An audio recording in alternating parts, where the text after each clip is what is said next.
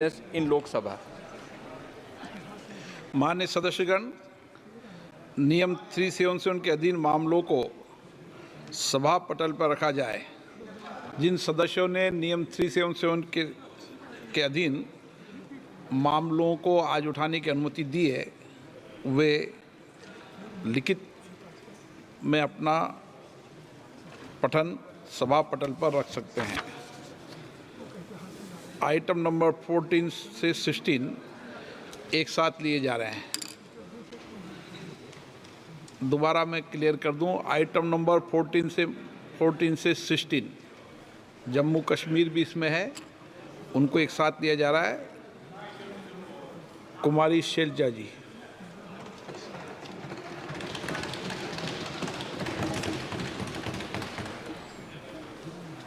धन्यवाद अध्यक्ष महोदय।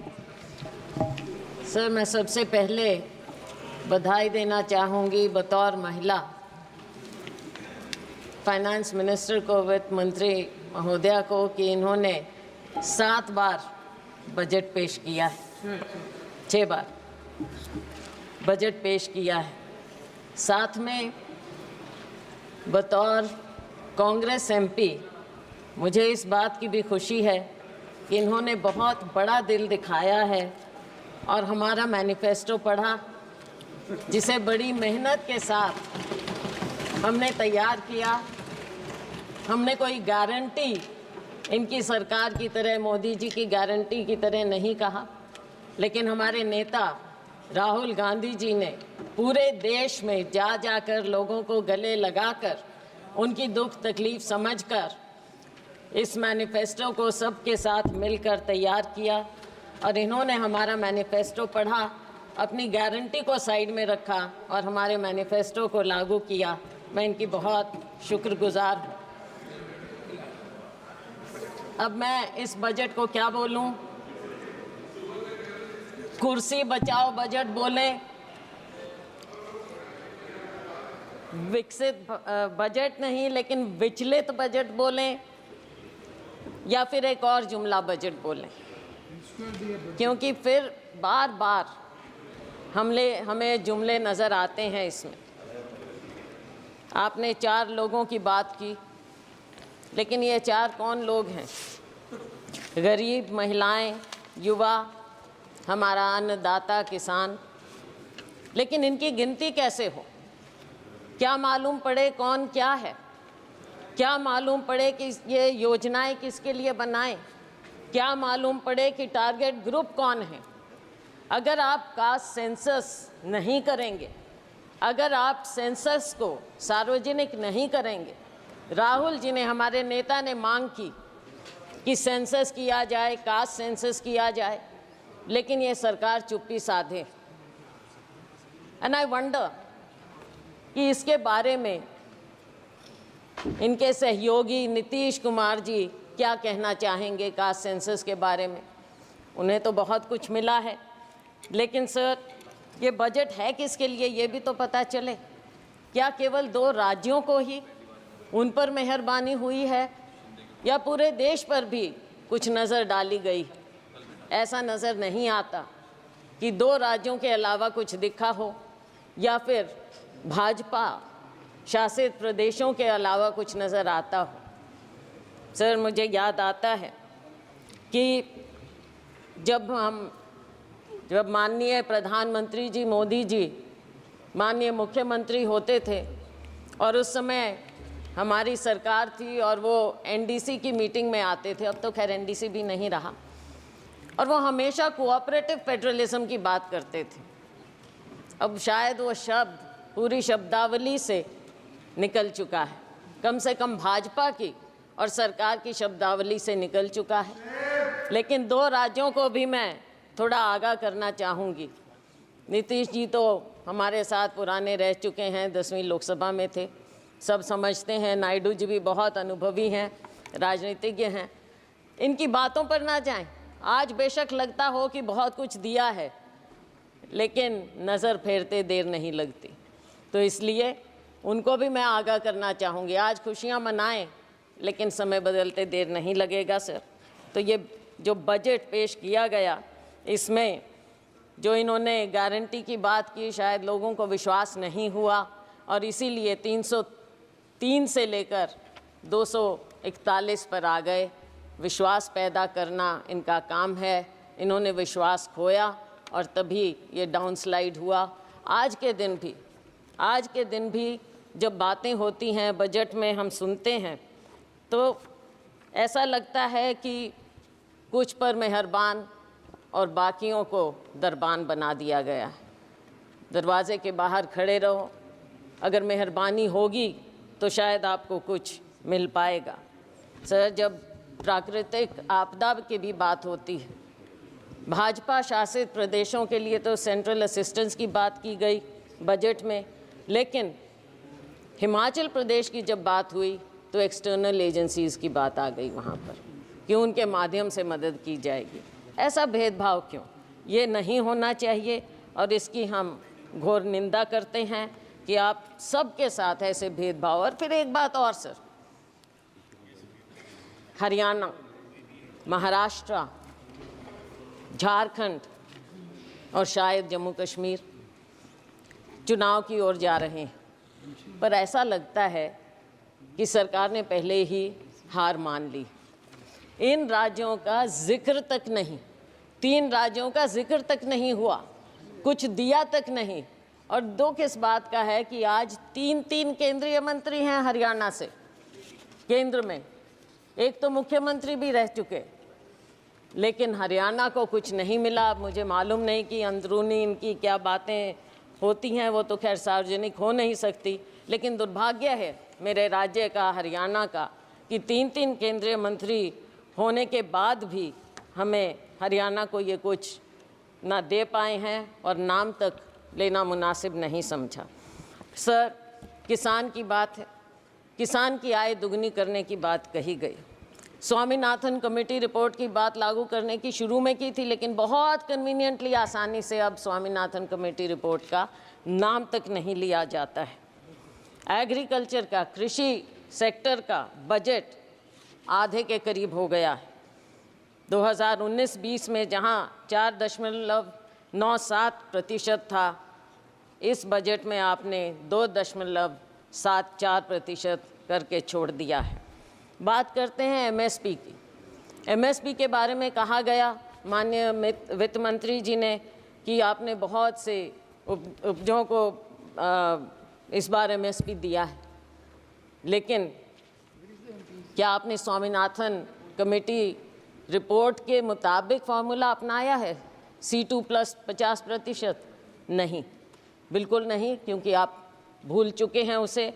थोड़ा सा याद दिलाना चाहूँगी कि बढ़ाने के बावजूद जब हमारी सरकार थी, यूपीए सरकार, उस समय गेहूं की एमएसपी हमने 119% बढ़ाई थी और धान की 134% बढ़ाई थी, लेकिन मोदी जी की सरकार में केवल 47% गेहूं और 50% धान बढ़ाई गई है।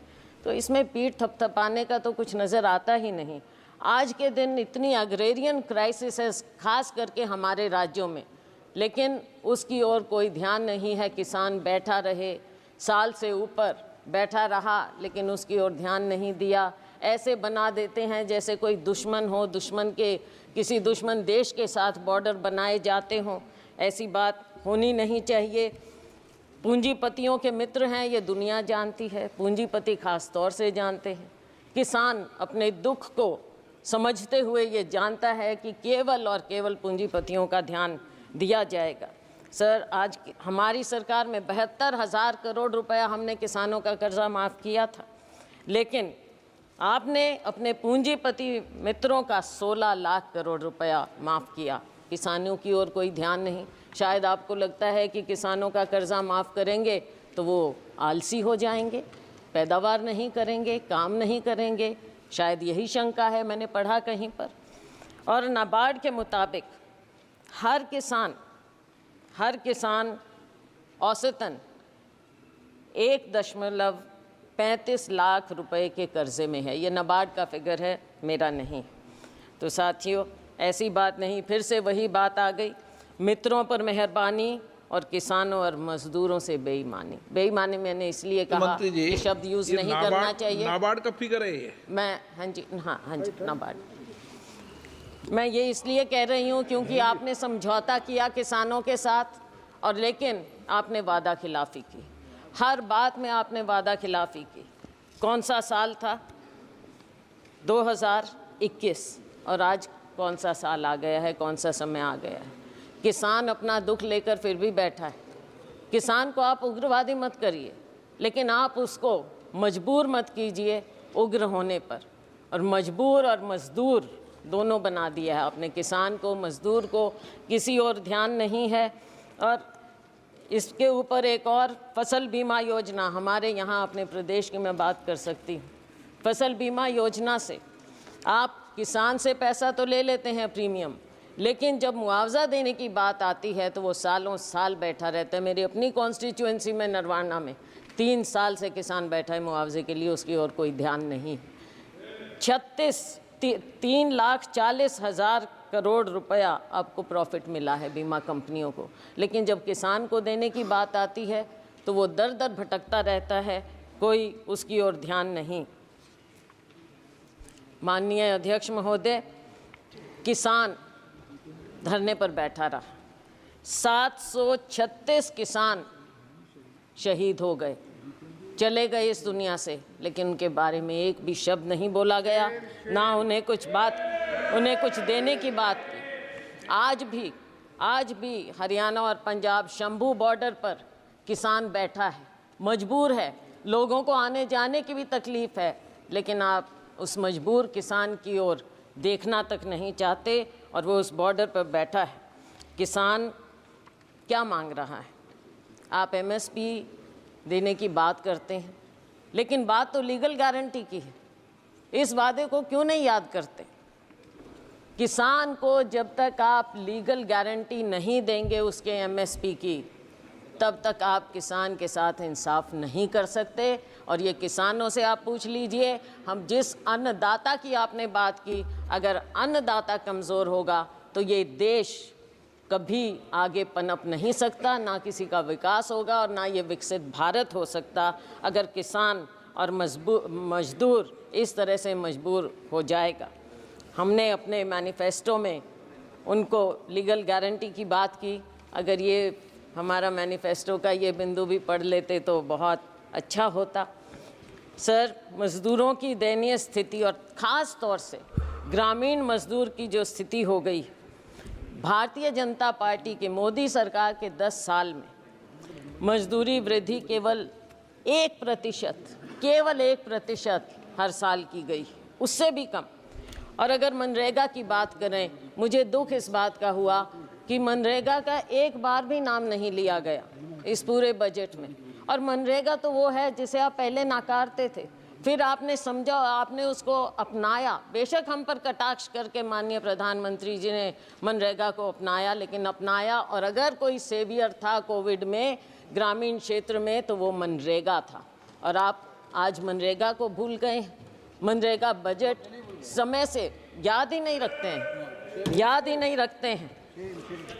और गरीब को जब आप याद ही नहीं रखेंगे, मजदूर को ग्रामीण क्षेत्र में सबसे ज़्यादा बुरा हाल है। किसान का और ग्रामीण मजदूर का, खेती और मजदूर का चोली दामन का साथ है।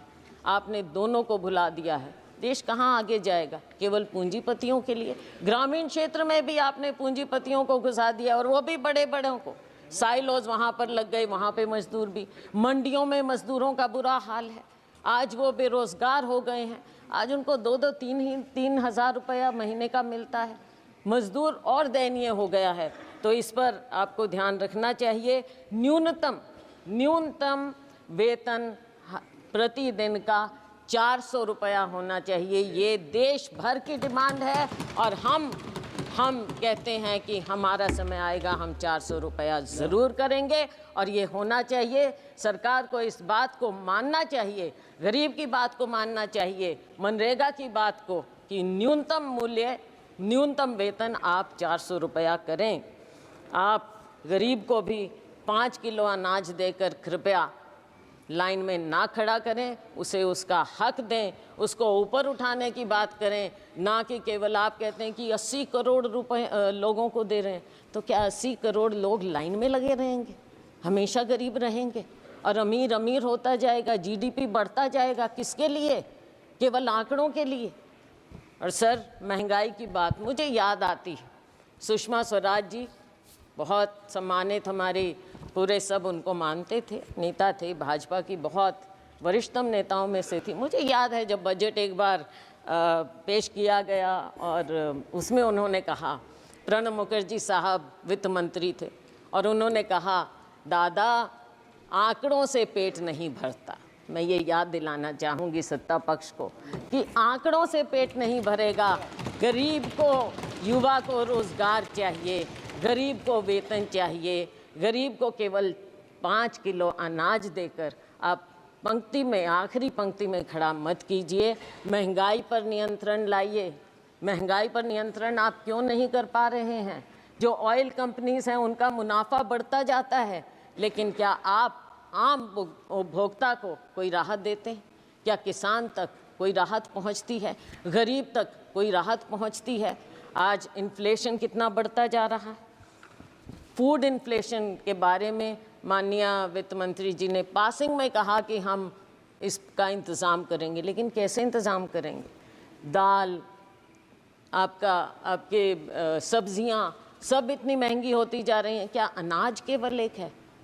केवल अनाज? क्या गरीब आदमी सब्जी या कुछ नहीं खाए, प्याज नहीं खाए, आलू नहीं खाए, कोई सब्जी नहीं खाए, वो उस तक पहुंचता नहीं? पहुंचता है तो कितना महंगा मिलता है। वित्त मंत्री प्याज नहीं खाती है।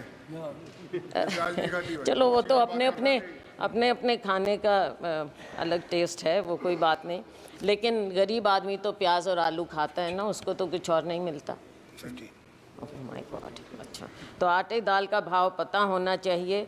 और एलपीजी की जो आंसू आपने पहुंचने की बात कही थी, आज आंसू आपको महिलाओं के, बहनों के नज़र नहीं आते। शिक्षा की हम बात करें तो शिक्षा का स्तर जिस कदर गिरता जा रहा है, मेरे अपने राज्य में प्राइमरी स्कूल सैकड़ों की संख्या में बंद होते जा रहे हैं, और लेकिन सरकार का उसकी ओर कोई ध्यान नहीं है। सरकारी स्कूलों में गरीबों के बच्चे पढ़ते हैं, अमीरों के नहीं।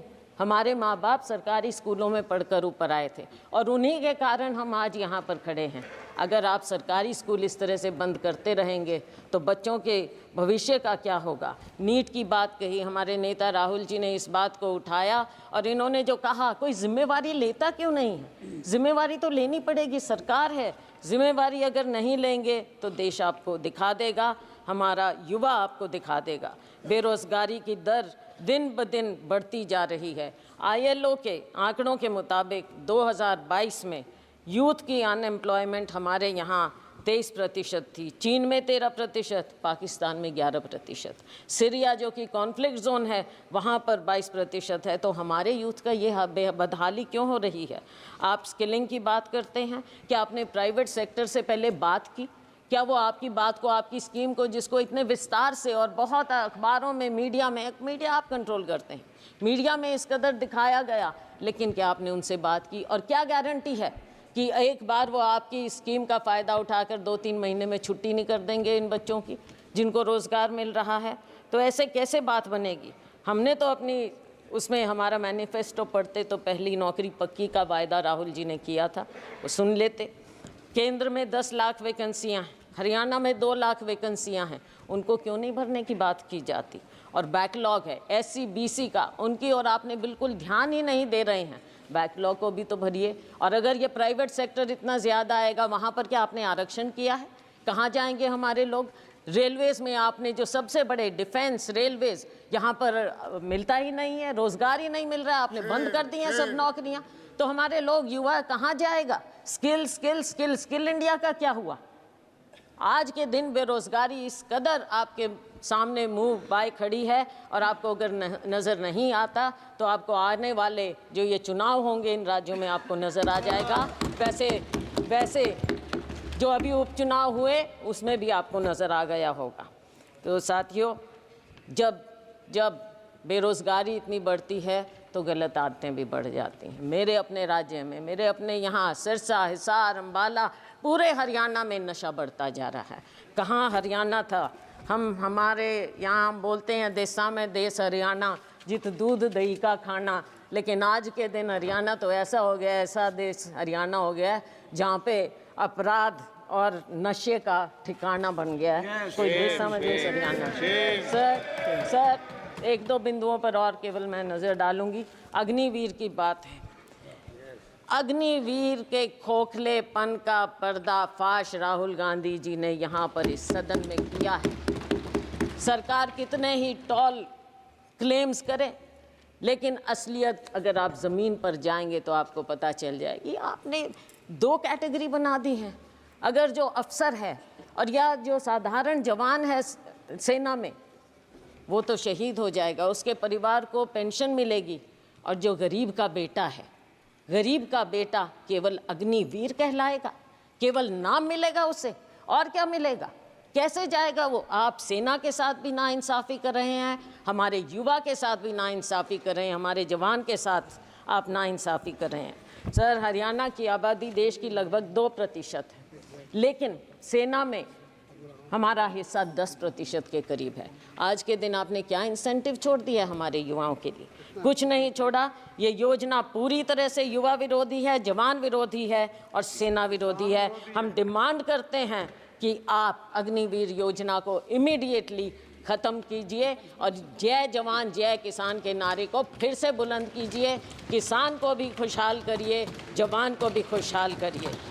सर, SCBC की बात मैंने कही, ना बैकलॉग ख़त्म किया जा रहा है और ना नई नौकरियां मिल रही हैं, ना प्राइवेट सेक्टर में कुछ इनके लिए है, और ना इनकी scholarship, pre matric, post matric scholarship के साथ जो जिस तरह से नाइंसाफ़ी की जाती है, समय पर बच्चों को दिया नहीं जाता। हरियाणा में मेडिकल 9,000 से ज़्यादा, 10,000 के करीब स्टूडेंट थे, 3-4 साल से नहीं दी उनको स्कॉलरशिप। जब चुनाव आया तब आपने रिलीज़ की। इसमें भी राजनीति, गरीबों के साथ, हमारे SCBC के साथ भी राजनीति आप ऐसे करेंगे? क्या इतनी किल्लत है पैसे की कि आप गरीब से गरीब को उसकी स्कॉलरशिप नहीं देना चाहते? डॉक्टर अंबेडकर स्कॉलरशिप से आगे बढ़े थे। डॉक्टर अंबेडकर इकोनॉमिस्ट थे, लेकिन अगर आप बच्चों को मौका ही नहीं देंगे, वो कहाँ से आगे निकलेंगे? माननीय सदस्य, ये संसद है, हरियाणा विधानसभा नहीं है, इसका जवाब कैसे देंगी? सर, बजट है, सर, बजट तो है। बजट में राज्य की अनदेखी हुई है सर। सही बात कहना सर, पड़ेगा। आपको भी राजस्थान से प्यार होगा सर। सर, आप अध्यक्ष हैं लेकिन राजस्थान से प्यार रखते हैं। राजस्थान विधानसभा बोलूँगा। सर, आपने स्पेशल कंपोनेंट प्लान खत्म कर दी, सब प्लान बंद कर दिया और सारे फंड्स डाइवर्ट किए जाते हैं। अब एक आध दिन पहले हिंदुस्तान टाइम्स में रिपोर्ट थी, मध्य प्रदेश में फंड्स डाइवर्ट कर दिए। किस चीज़ के लिए? गौशालाओं के लिए। गौशाला और SC/ST का उससे क्या लेना देना? लेकिन SC/ST के फंड्स आप गौशालाओं में दे रहे हो, तो ये कहाँ से ये डाइवर्जन हो रहा है? सरेआम डाइवर्जन हो रहा है। क्यों डाका डाल रहे हैं गरीबों के बजट पर, SC/ST के बजट पर? सर, जहाँ तक कि हेल्थ की बात है, हेल्थ का एक्सपेंडिचर भी गिरता चला जा रहा है और पिछले समय में 2% के करीब आपने 2 साल बजट एस्टिमेट्स में और एक्सपेंडिचर में फ़र्क आ गया है सर, तो आगे वो गिरता ही चला जाएगा। और सर, आपकी कमिटमेंट हेल्थ सेक्टर में कोविड में देखा, लेकिन उसके बाद भूल गए। मैं एक और, आप सर बुरा नहीं मानना, अपना राज्य होता है, थोड़ा सा मेरे को बोलने दीजिए। सर, हरियाणा में माननीय प्रधानमंत्री जी ने फाउंडेशन स्टोन रखा था आयुष यूनिवर्सिटी का, क्या हुआ उसका? आज तक एक पत्थर नहीं लगा है कुरुक्षेत्र में, एक पत्थर। माननीय वित्त मंत्री जी पता करें। और सर, सिरसा में मेडिकल कॉलेज का नींव पत्थर माननीय प्रेसिडेंट साहब ने, राष्ट्रपति महोदया ने रखा, वहाँ भी टेंडर तक नहीं हुआ है। तो कैसे होगा? ये हेल्थ के प्रति है। आप बच्चों के बारे में एक शब्द नहीं। कुपोषण सबसे ज़्यादा हमारे ग्लोबल हंगर इंडेक्स के मुताबिक 2023 के मुताबिक 125 देशों में इंडिया की दर 111 है। पिछले साल 107 थी, इस साल 111 पर हम आ गए हैं। भूखमरी, कुपोषण, बच्चों के लिए क्या हो रहा है, अब वर्किंग महिलाओं के लिए, महिलाओं की बात अगर हमारी बात सुन लेते, राहुल जी ने प्रॉमिस किया कि हर गरीब परिवार में हम एक महिला को 1 लाख रुपया देंगे, अगर आप दे देते महिलाओं का तो अपने आप उद्धार हो जाता। थोड़ा सा सुन लेते, हमारी थोड़ी बात मान लें, इसमें कोई शर्म की बात नहीं है। आपके पास आइडियाज़ नहीं हैं, हमारे पास हैं, हमारे आइडियाज़ ले लें, सुझाव ले लें तो देश का भला हो जाएगा, बहुत भला हो जाएगा। हमारे पूर्व मुख्यमंत्री जी यहाँ पर अब मंत्री हैं, बहुत बढ़िया उनके पास मंत्रालय हैं, लेकिन अगर शहरों की बदहाली, आप एक तो नाम बदलने का बड़ा शौक है, अब सिर्फ इसलिए क्योंकि JNNURM राजीव आवास योजना रखा, नाम से आपको थोड़ी दिक्कत है, शायद नफरत है, तो वो नाम बदल दिए स्मार्ट सिटी। अब सर स्मार्ट सिटी फरीदाबाद में आप अगर 2 कदम पर है Faridabad, it is an overgrown urban slum. कहाँ से स्मार्ट सिटी है वो, किस हिसाब से, कचरे के ढेर हर जगह।